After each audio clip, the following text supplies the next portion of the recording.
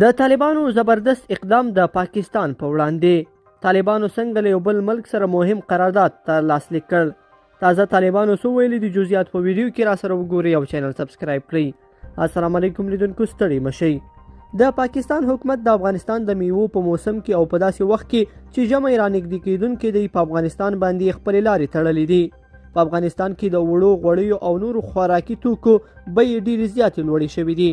دا چې له خلکو له اقتصاد له پخوا خراب وو، اوس خو نو بیخي د اقتصادي حالت د ماتې سره مخ دی او په داسې ورځ پاکستان هم د افغانانو له مجبوریت څخه په ډیره بې انصافه ډول استفاده کوي.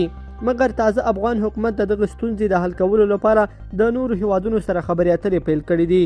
د تازه معلوماتو په اساس د وړو په برخه کې د افغانستان د پخواني ملګري قزاقستان سره تړون شوی دی او په دې هیواد څخه به 2 میلیونه وړو افغانستان ته وارد شي.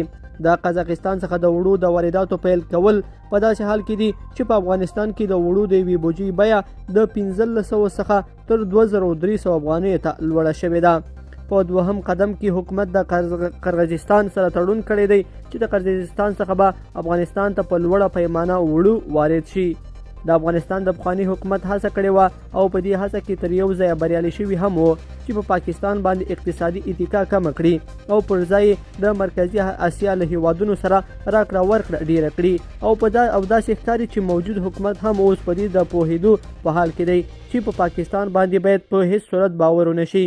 شنونکي وایي چې نوی افغان حکومت دی په دې هم ځان پوه کړي چې پاکستان یې پښې وهي او هره ورځ پکې د لاس لنډولو کوښښ کوي. له همدې کبله تر ټولو غوره لاره همدا ده چې نوی حکومت هم د مرکزي اسیا، ایران او چین سره خپله راکړه ورکړه زیاته کړي او په پاکستان باندې خپله اتکا تر ټولو ټیټې کچې ته ورسوي.